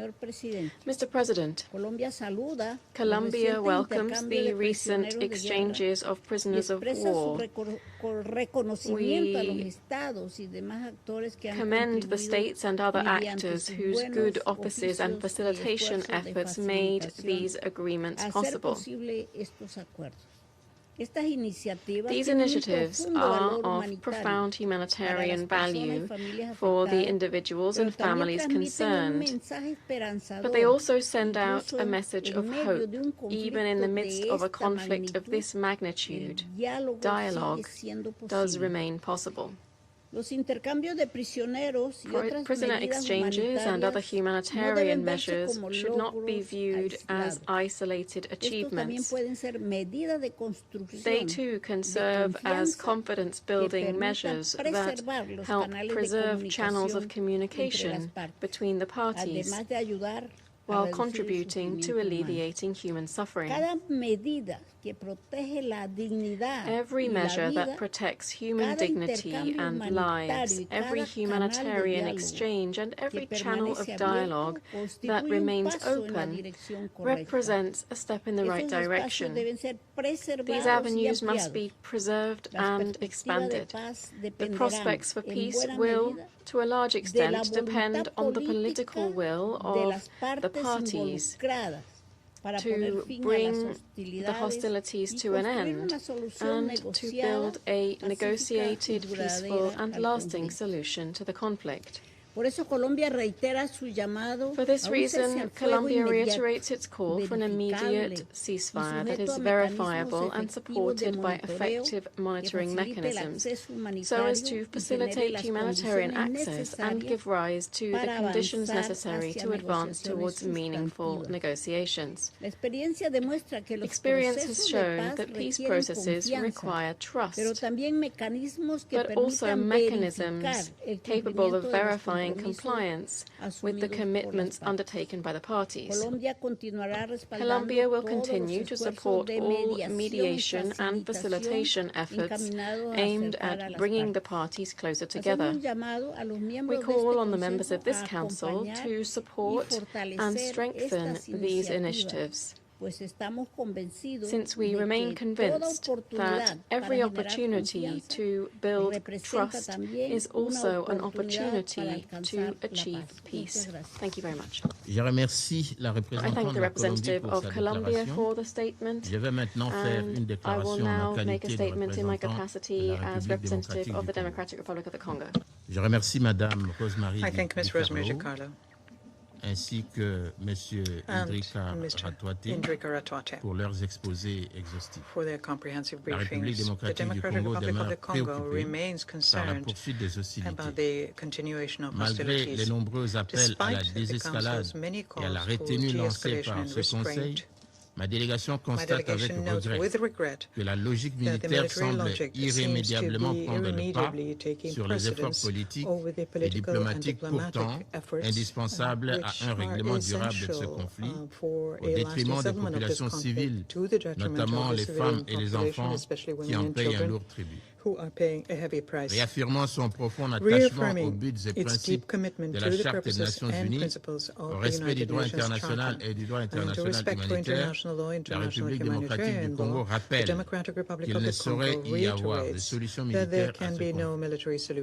Les informations portées à l'attention du Conseil au cours des dernières semaines témoignent une nouvelle fois du coût humain considérable de la poursuite des hostilités. Aujourd'hui encore, le constat demeure le même.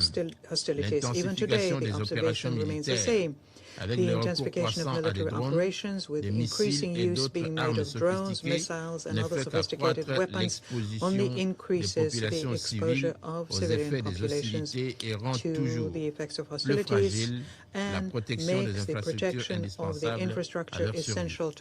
La République démocratique du Congo ne peut demeurer insensible à ces conséquences, notamment humanitaires, qui continuent de rythmer le cours de cette guerre. En effet, aux pertes en vies humaines s'ajoutent les déplacements des populations, la destruction des moyens de subsistance, les perturbations des services essentiels, ainsi que des traumatismes dont les effets continueront de peser durablement sur les générations futures.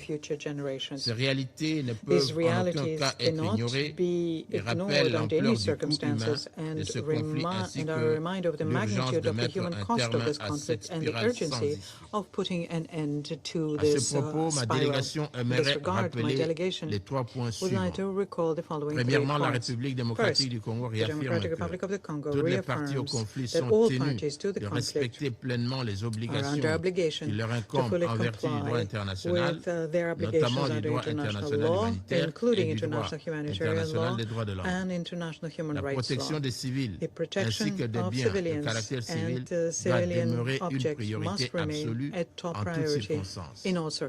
Deuxièmement, aucune escalade militaire ne saurait créer les conditions d'une paix durable. Tel que nous l'avions indiqué précédemment, chaque nouvelle offensive éloigne davantage des perspectives d'un règlement négocié tout en aggravant les souffrances des populations civiles.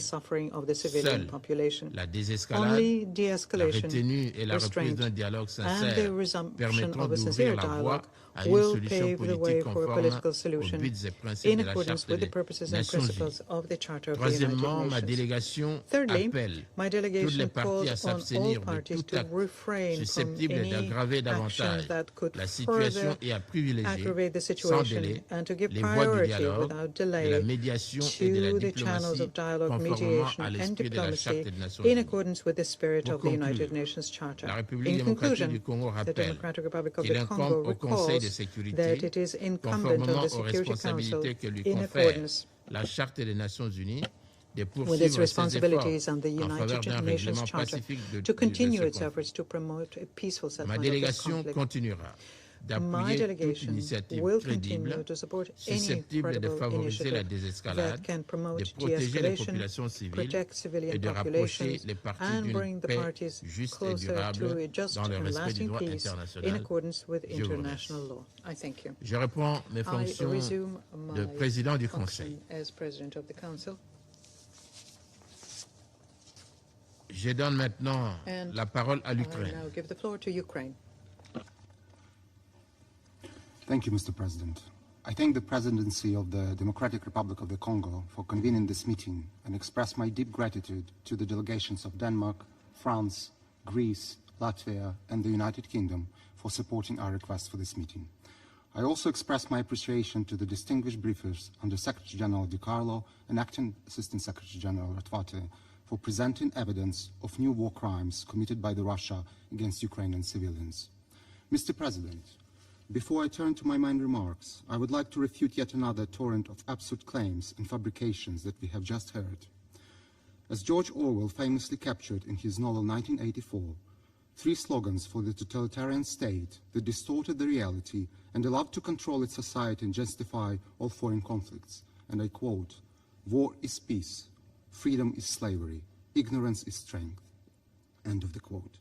And today, the representative of Russian Federation has demonstrated to us exact Orwellian inversion of reality in action.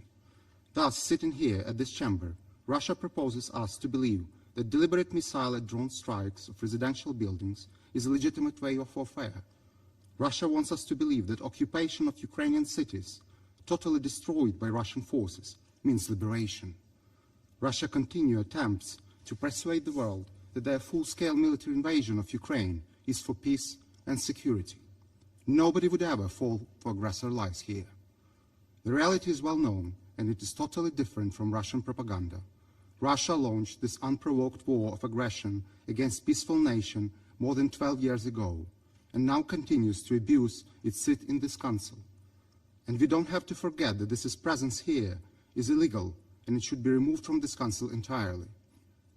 Mr. President, we requested this emergency meeting because we are witnessing yet another intensification of Russian terror against Ukrainian civilians, and as it was also mentioned by other Security Council members here, Russia has increased its missile and drone strikes against our cities. This leads not to peace, but to more destruction and deaths. May and June were among the deadliest months for Ukrainians for the last 4 years. This is the fact supported by the UN reports. Unfortunately, July is continuing this tragic and barbaric trend. Every day, Russian missiles, bombs, drones target residential buildings and civilian infrastructure across Ukraine. Kiev remains the primary target of all these attacks and suffers from devastating consequences. On the night of 2nd July, Russia launched 74 missiles, 496 drones against Ukraine, killing 31 people and injuring more than 100 others, including 4 children. Following the same strategy, on the night of 6 July, another Russian massive attack of 68 missiles and 351 attack drones against Kiev and Kiev region was carried out. That night, Russia killed 28 people. Among the victims, as mentioned by the USG DiCarlo, was a 12-year-old boy, whose body, along with that of his mother, was recovered from the rubble of a residential apartment building in Kiev. More than 130 people were injured, including 9 children. These are the casualties in Kiev and its neighborhood, but Russian attacks target other Ukrainian cities as well. Kharkiv, Odessa, Zaporizhia, Dnipro, Sumy, Kramatorsk remain under consistent threat of missiles, drones and bombs.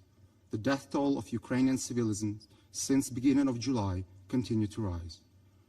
On 1st July, at least 6 people were killed, 72 injured. 3rd July, 16 people killed, 62 injured. 4th July, at least 4 were killed and 56 were injured. This is not just a mere statistics, but a tragedy for all my compatriots. Mr. President, the Kremlin resorts to the strategy of massive terror to intimidate and force Ukrainians to surrender. Russia deliberately targets residential buildings and civilian infrastructure. Russia is also deliberately creating unbearable living conditions in temporarily occupied territories. Despite repeated calls by OCHA and Red Cross, Russia continues to push thousands of innocent Ukrainians whose homes remain under the temporary occupation in Ukraine's Kherson region to the brink of survival, severely restricting their access to food, water, and other basic necessities. Today, the name of Russian-occupied town of Oleshki has become one of the symbols of the humanitarian crisis caused by the Russian occupation throughout this war. Russia is unable to ensure even the most basic standards of safety, well-being of Ukrainians living under its occupation, nor is it willing to allow civilians to leave the temporarily occupied territories. Instead, Russia once again resorts to its usual tactic of shifting responsibility, blaming the victim, while falsifying the facts, spreading propaganda. All these actions amount to war crimes and crimes against humanity. But let us be clear here. This strategy of terror is complete failure, as was the plan to invade Kiev in 3 days. Ukraine won't be coerced into accepting a sham peace. Since the start of this full-scale military invasion, Russian military has given no fewer than 15 deadlines to occupy the entirety of Ukraine's Donetsk region. Every single one of those deadlines passed without success. Nor will these objectives be achieved this year or next year.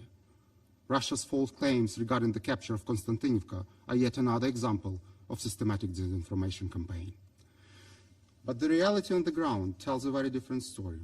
Russia is not winning, and its monthly battlefield losses have reached levels that are increasingly difficult to sustain. Their losses are rising every day. Once a soldier is signed up to fight, he can expect to live for just 10 days to 3 weeks, from their arrival at the training center to death at the battlefield. In May alone, Russia lost more than 30,000 soldiers. In June, approximately 28,000 soldiers. Despite suffering these losses, Russia has achieved only limited and incremental advances along the front line. Also, our strike capabilities have evolved. We effectively implemented our middle and deep strike sanctions against Russian war machine and continue to significantly constrain Russia's ability to sustain and expand its aggression. We are targeting Russian military bases and war-supporting industry, oil refinery plants, its logistic hubs and other military targets. We are implementing our inherent right to self-defense and attack military potential of the aggressor in full compliance with the norms of international law. Our aim is to deprive Russia of the weapon and resources which fuel its war of aggression against Ukraine. Mr. President, Russia started this war in 2014. So the Kremlin bears full responsibility for all consequences of such decision. Unlike Putin, we are not fighting this war because of unrealized imperial ambitions of geopolitical fantasies. Together with our allies and partners, we are defending our land, people, and future. And we are very grateful for the partners' support in line with the Article 51 of the United Nations Charter. And we are also grateful to NATO members for their support and assistance announced in Ankara. For the numerous times, Ukraine confirmed its readiness to immediate ceasefire and peace talks. On June 4th, President of Ukraine sent an open letter to Putin, once again offering to end the war.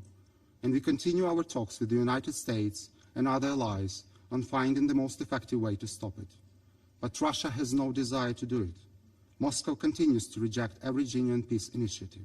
Even today, in this chamber, instead of finding a way how to stop it, Moscow justifies the killings and spreads propaganda. But you can't escape from the responsibility for your crimes. Russia's aggression can only be stopped through the strength and through practical actions. So first, support Ukraine's defense capability against the aggressor. It's not the escalation, but the only strategy to restore peace and to save lives. Today, Ukraine is the only country in the world that faces massive ballistic attacks almost every day, and we need support to resist this threat. Every day, in delivering interceptors like PAC-3, PAC-2 will cause more casualties among Ukrainian civilians. Pressure against Russia's military potential is the second point.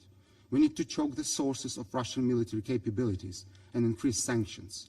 We must stop the Russian military-industrial complex. Russia's access to critical technologies and components used in its weapons and equipment must be blocked. And the Russian economy is showing clear signs of structural exhaustion. And this is the right moment for us to tighten all constraints against Moscow in financial, banking, trade, energy spheres, and in particular against the shadow fleet. Third, accountability as a moral obligation and deterrent against the future aggression.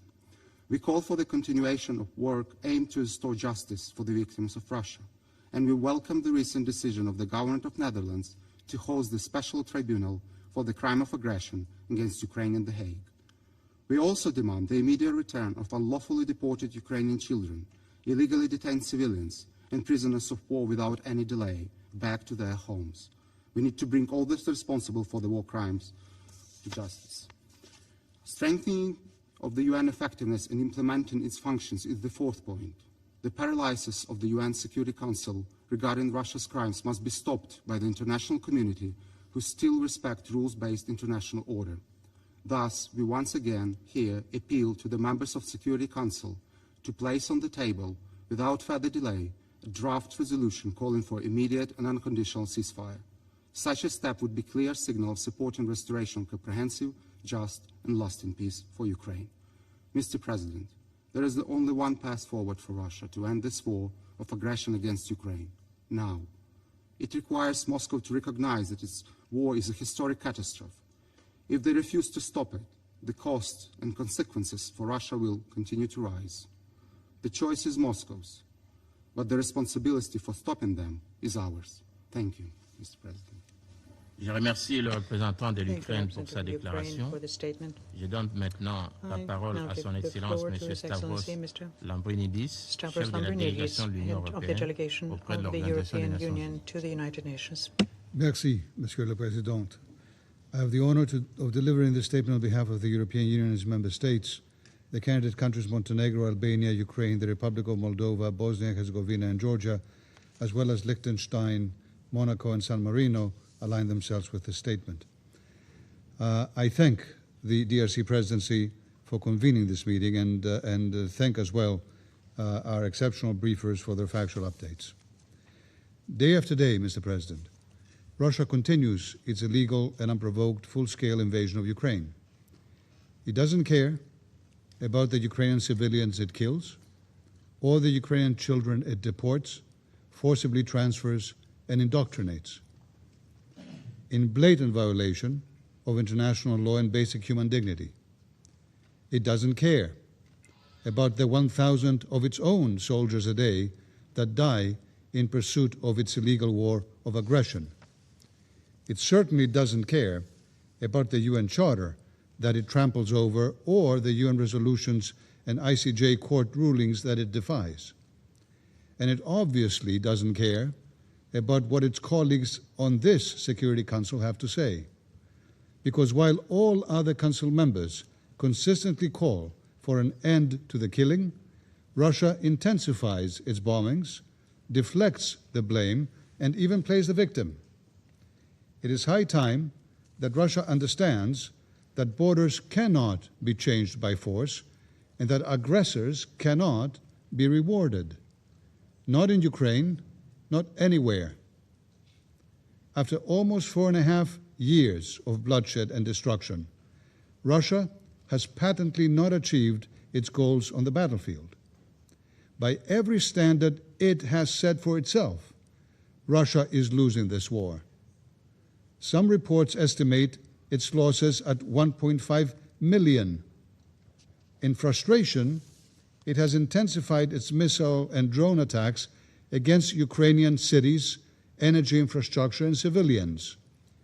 It has killed dozens of civilians in the past week alone. In Kiev, a hotel was damaged housing also diplomatic staff, including 20 colleagues of the European Union delegation. I'm happy to report that none of our colleagues was injured, but such violence cannot be excused or tolerated. Attacks directed against civilians, diplomats, civilian infrastructure are unacceptable and in blatant violation of international humanitarian law. Colleagues, the consequences of Russia's aggression are global. This week, as we speak, here at the United Nations, at the high-level political forum, we discuss how to achieve the Sustainable Development Goals and how to mobilize the necessary financing many countries desperately need. But rather than share its portion of global development financing, even the slightest portion, Russia chooses to dedicate almost 40%, 40, of its budget on military and security expenditures. It uses its budget not only for its aggression against Ukraine, but to threaten the security of EU citizens and regional stability as well. This is Russia today, dear colleagues. 40% on guns and on wars of aggression and of choice. Nearly 0% for official development assistance. That is Russia today. Colleagues, the EU supports a comprehensive, just and lasting peace in Ukraine based on international law, including the UN Charter. We support all diplomatic efforts to this end. Last year, this Council adopted a resolution which Russia, remember, supported, imploring a swift end to the conflict. Right after, Ukraine committed itself to an immediate and unconditional ceasefire. Ukraine committed itself to an immediate and unconditional ceasefire.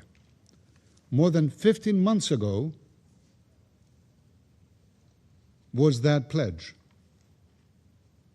But time and again, Ukraine's readiness for talks has been met with Russian drones and missiles. That's a fact. Russia must heed the call from the international community and agree to a full, unconditional, and immediate ceasefire. Humanitarian relief efforts and confidence-building measures, notably the exchange of prisoners of war and the return of civilian detainees, must continue. Russia must come to the negotiating table and engage sincerely to to stop its war of aggression. In the meantime, dear colleagues, the European Union will continue to increase pressure on Russia's war economy. We urge all countries, including the members of this Council, to cease any assistance to Russia, whether direct or indirect, and notably through the provision of dual-use goods and components. And of course we condemn the continued military support provided to Russia by Iran, Belarus, and the DPRK. The European Union will continue to support Ukraine as it bravely stands up for its independence, sovereignty, and territorial integrity in line with Article 51 of the UN Charter. We call on others to do so as well. Thank you. Je remercie Monsieur I Lambrinidis thank Mr. pour sa Lambrinidis for the déclaration. statement. Je donne à I now présent give la the parole au floor représentant to de la the Roumanie. representative of Romania.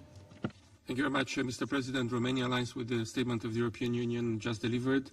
I want to thank you, Mr. President, for convening this meeting. I also want to thank the briefers for the introductions. As we have heard, dozens of innocent people were again killed and injured during the latest massive combined missile and drone attacks targeting Kiev and other regions of Ukraine. And once again, Russia chooses escalation over diplomacy, failing to stand up to the responsibility that would be expected from a permanent member at such juncture.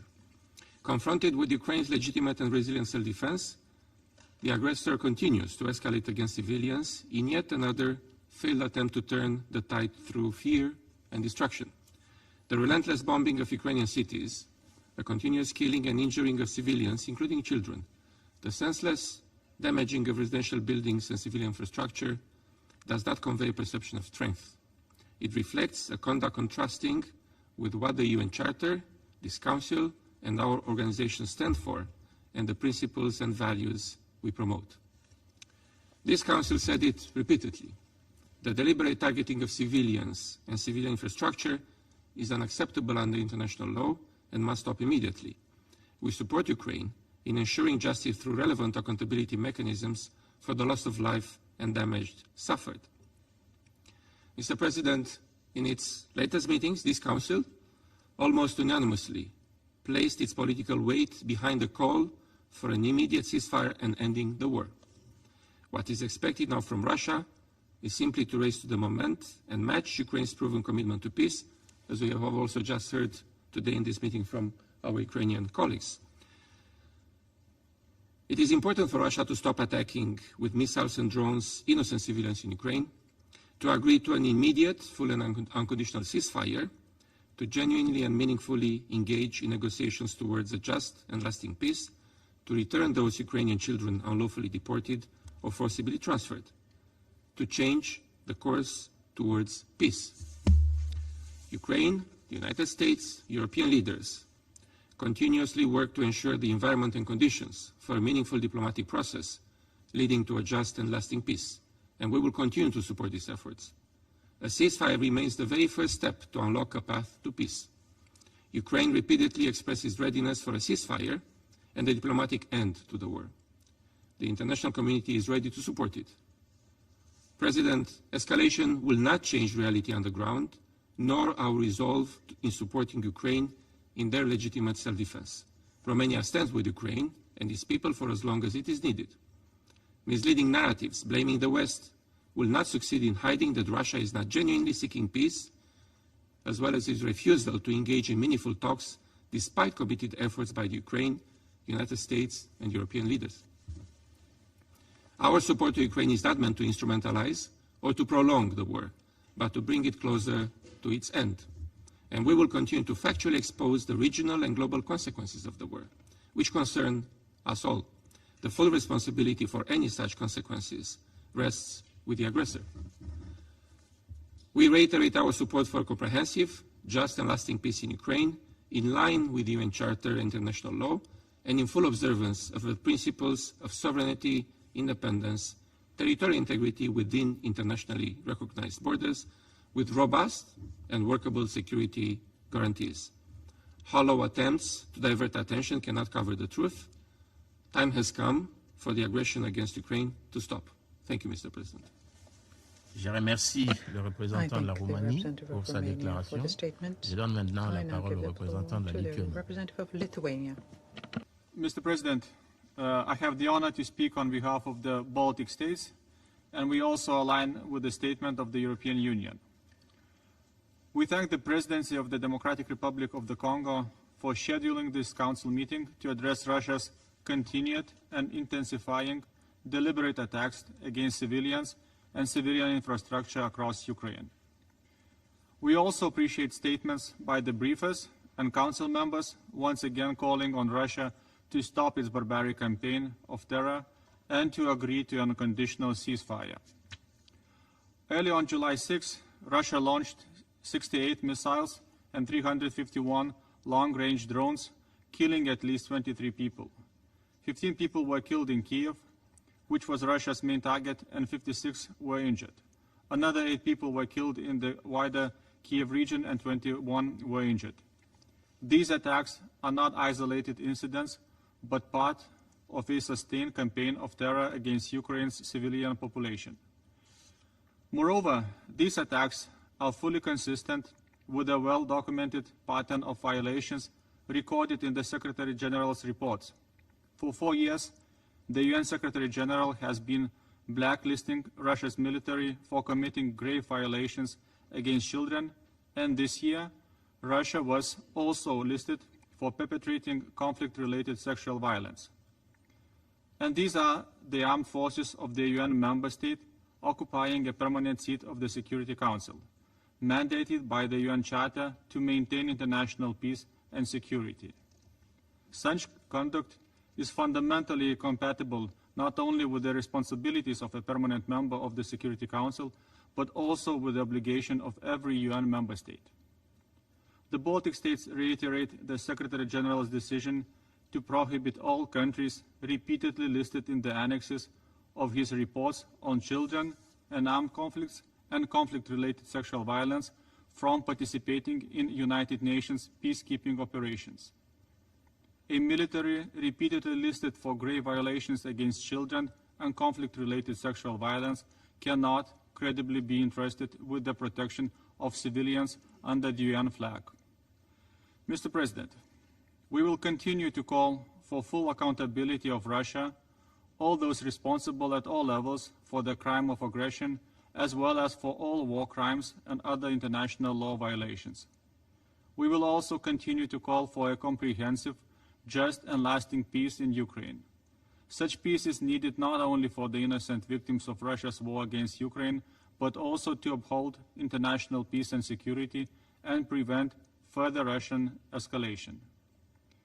If Russia's leaders are blind to grief and misery that their aggression brings to Ukraine, it is time they realize consequences for Russia itself.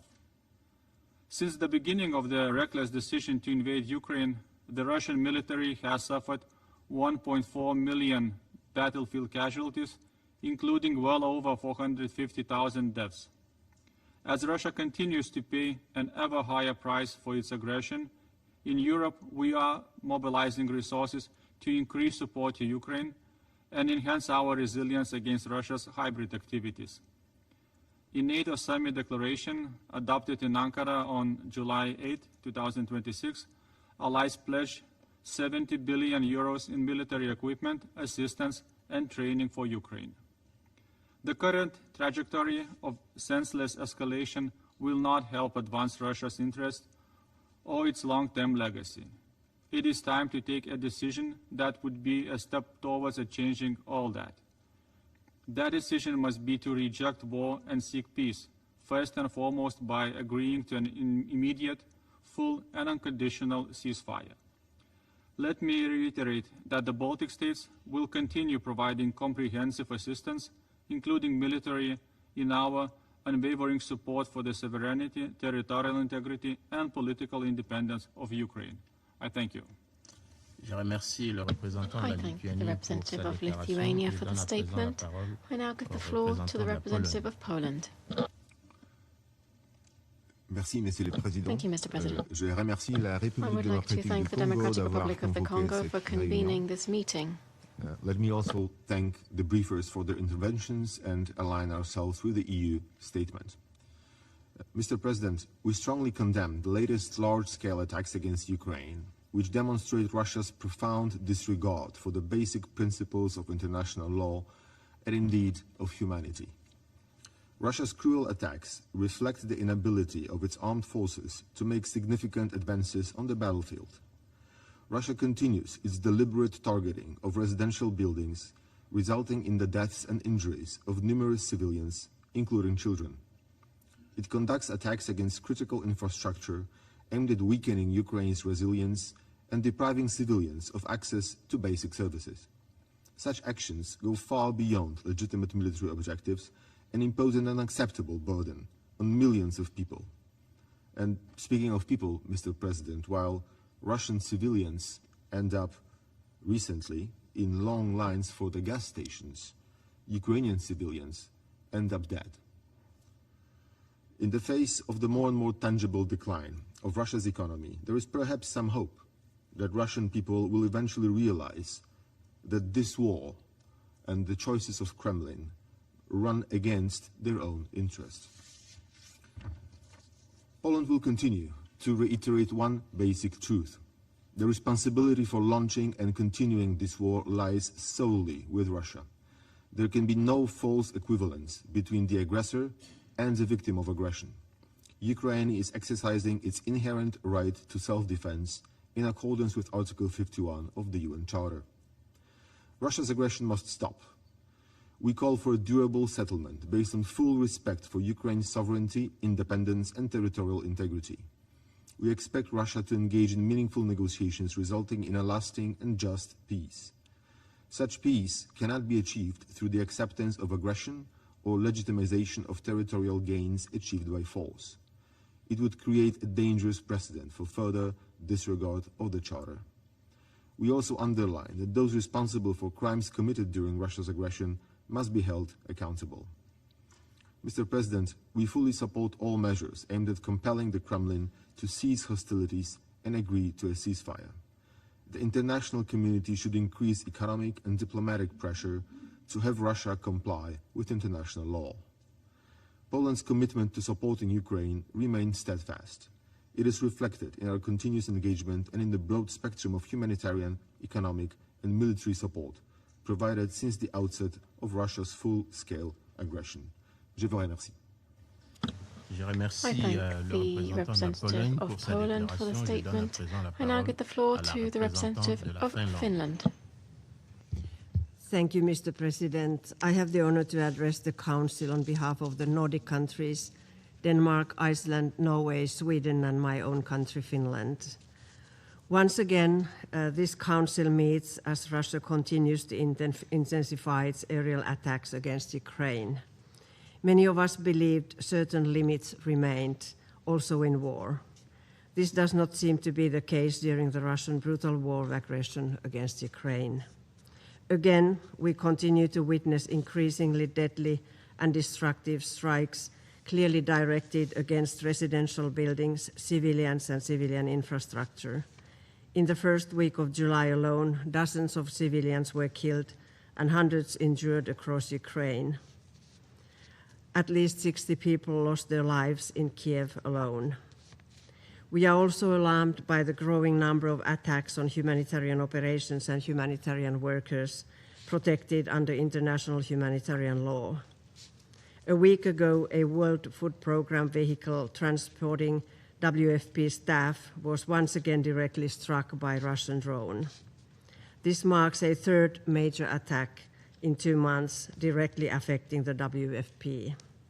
Just a week ago, a Red Cross warehouse serving as one of the key humanitarian logistic hubs was completely destroyed in a massive Russian attack on Kiev.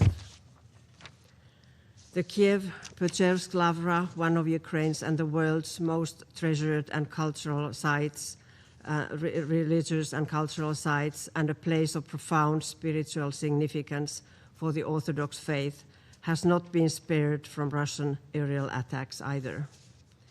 We reiterate our demand that Russia fully comply with its obligations under international humanitarian law. Civilians and civilian objects must be protected at all times. Humanitarian personnel and relief objects must be respected and protected. President, alarmingly, Russian attacks have been accompanied by threats also in this chamber. Russian officials have openly threatened civilians, diplomats, and the staff of international organizations operating in Ukraine. The Nordic countries strongly condemn these actions. Russia does not determine diplomatic presence or the work of international organizations in Ukraine. President Ukraine has repeatedly called for an immediate ceasefire and direct talks between the leaders of Ukraine and Russia. The Nordic countries urge Russia to answer this call. A ceasefire must be the first step towards a just, lasting, and sustainable peace grounded in international law, including the United Nations Charter. The Nordic countries remain steadfast in their support for Ukraine and its brave people.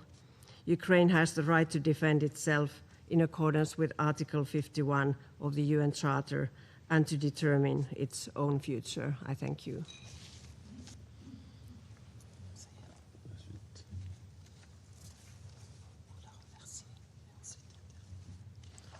Je remercie la représentante de Finlande pour sa déclaration. Et il n'y a plus d'oratrices ou d'orateurs inscrits sur la liste. La séance est levée. The meeting is adjourned.